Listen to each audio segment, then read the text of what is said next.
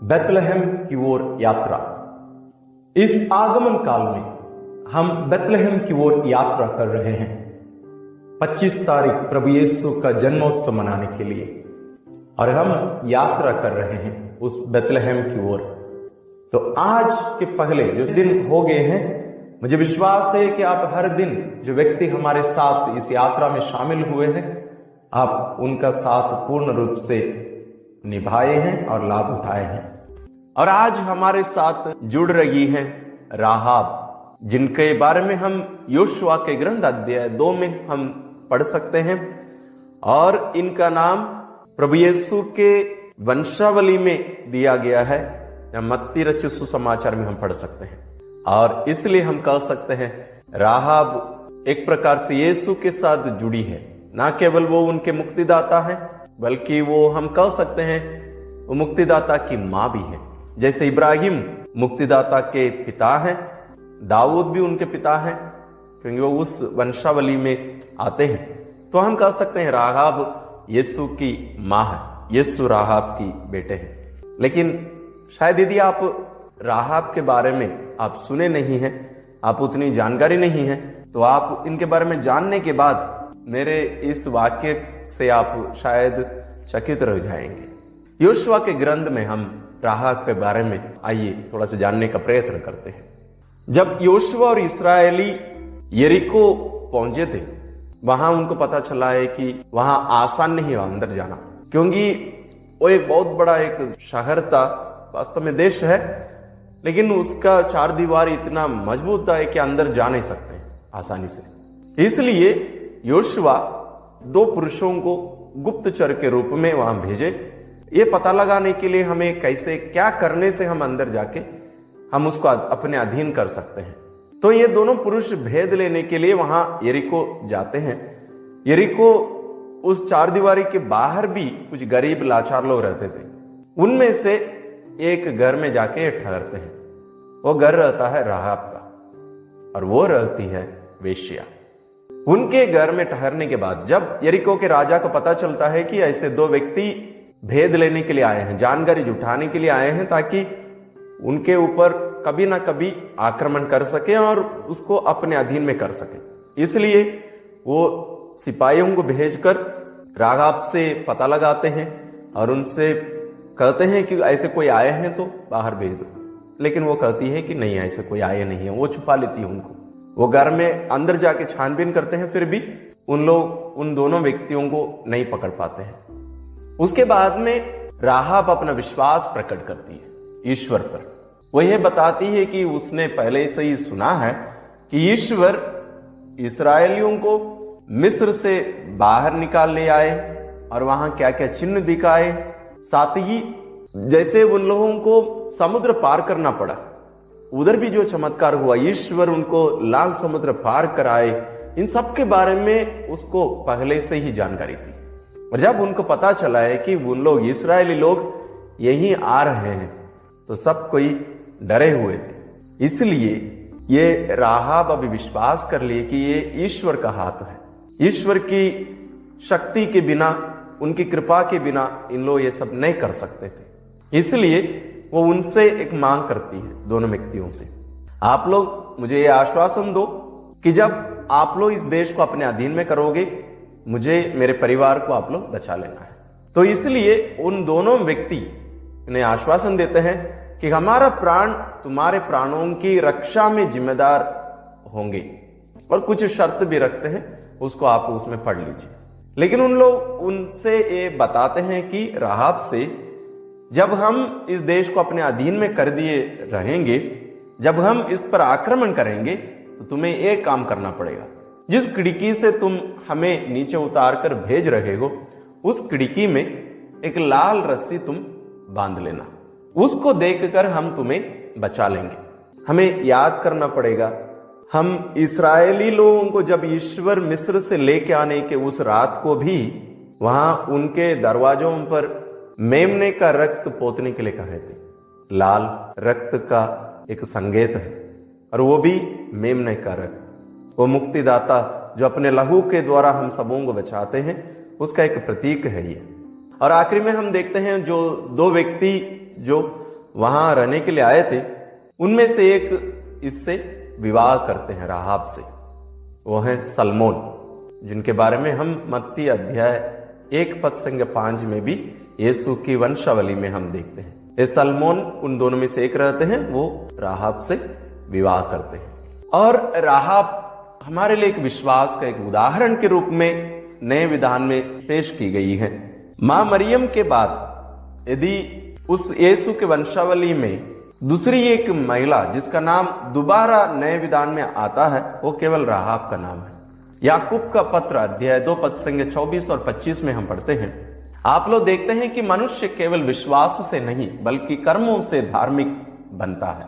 इसी प्रकार वेश्या राहाब अपने कर्मों से धार्मिक बनी, क्योंकि उसने अपने घर में दूतों का स्वागत किया और उन्हें दूसरे रास्ते से विदा किया। तो राहाब का उदाहरण याकूब पेश कर रहे हैं। तो एक बहुत बड़ा एक प्रसिद्ध व्यक्ति वो जरूर रही है। और इब्रानियों के नाम पत्र अध्याय 11, जिसका शीर्ष है विश्वास का महत्व, वो पूरा अध्याय विश्वास के बारे में ही है। वहां इब्रानियों के नाम पत्र का लेखक उदाहरण देते हैं और पद संख्या 6 में कहते हैं, विश्वास के अभाव में कोई ईश्वर का कृपा पात्र नहीं बन सकता। तो यहां राहाब को हम देखते हैं, वो विश्वास के कारण कृपा पात्री बन जाती है। और पद संख्या 31 में उसके साथ साथ बहुत सारे लोगों का नाम दिया रहता है। उनमें हम देखते हैं कि इनका नाम विश्वास के कारण राहाब नामक वेश्या अविश्वासियों में से बचाया जाकर वो उसको नष्ट नहीं हुई, क्योंकि उसने गुप्तचरों का स्वागत किया था। और मैं क्या कहूं, गिदियोन, बराक, समसोन, यिफ्तह, दाऊद, सामुएल और अन्य नबियों की चर्चा करने की मुझे फुर्सत नहीं है। इन सब महान व्यक्तियों का नाम केवल देते हैं, उनके बारे में वो बताते नहीं, लेकिन राहाब के बारे में ये लेखक विस्तार रूप से बताते हैं।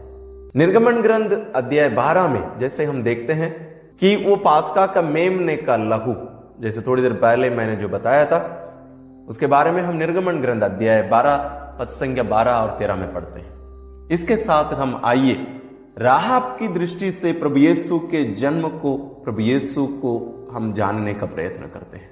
ये राहाब जैसे हमने देखा है एक वेश्या थी, लेकिन ईश्वर उसको चुने। ना केवल वो वेश्या थी, एक गैर यहूदी थी और एक महिला। ये तीनों उस समाज में कोई स्थान नहीं था, एक महिला, गैर यहूदी, साथ ही वेश्या। लेकिन ईश्वर उसको चुनते हैं। जैसे हम धर्म ग्रंथ में पढ़ते हैं, मनुष्य बाहरी रूप को देखता है, लेकिन ईश्वर हृदय को देखता है। ईश्वर राहाब के हृदय को देखे, उसमें जो विश्वास था उसको देखे, और इसलिए ईश्वर राहाब और उनके पूरे परिवार को बचा लेते हैं। राहाब के विश्वास के कारण उसका पूरा परिवार बच जाता है। मिस्र में जैसे ईश्वर इस्राएलियों के पहलौटों को, इसराइलियों को बचाए और मिस्र के सभी पहलौटों को मार गिराए। अरे हम यहाँ यरीको में देखते हैं, यरीको के पूरे निवासी मारे जाते हैं, केवल राहाब और उसका परिवार बच जाते हैं। नूह के परिवार केवल बच जाता है, सारी मानव जाति मिट जाती है। उसी प्रकार हम बाइबल में और भी उदाहरण देख सकते हैं। लेकिन यहाँ राहाब हम गैर यहूदियों के एक प्रतीक के रूप में यहां खड़ी है, जो विश्वास के कारण उस इस्राएली लोगों के साथ में जुड़ी और मुक्तिदाता के वंशावली में जगह पाई।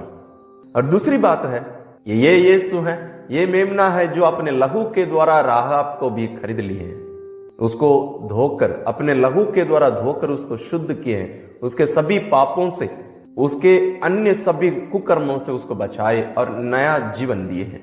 और हमें इस संदर्भ में जो स्त्री व्यभिचार में पकड़ी जाती है वो याद आती है यहां भी, और ईश्वर इस महिला को बचाते हैं। राहाब जब अपनी दृष्टि से यीशु को देखती है, मुक्तिदाता को देखती है, अपने ही वंशावली में जन्म लेते, और जरूर गर्व की होगी, जरूर आनंदित हुई होगी। हमें भी आनंदित होने का यह अवसर है।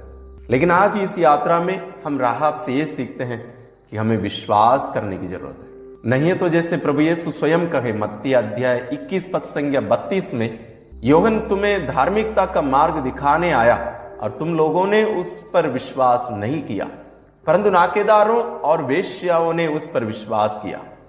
यह देखकर तुम्हें बाद में भी पश्चाताप नहीं हुआ और तुम लोगों ने उस पर विश्वास नहीं किया।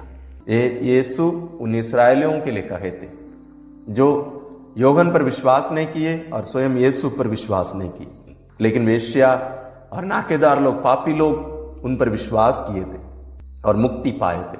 हम भी यीशु पर विश्वास करके मिस्सा बलिदान में भाग लेते हैं, प्रार्थना में भाग लेते हैं, वचन पढ़ते हैं, लेकिन हमारी आंतरिक जीवन जो है पाप में है, उन इस्राएलियों के समान, उन यरीको निवासियों के समान जो ईश्वर पर विश्वास नहीं किए।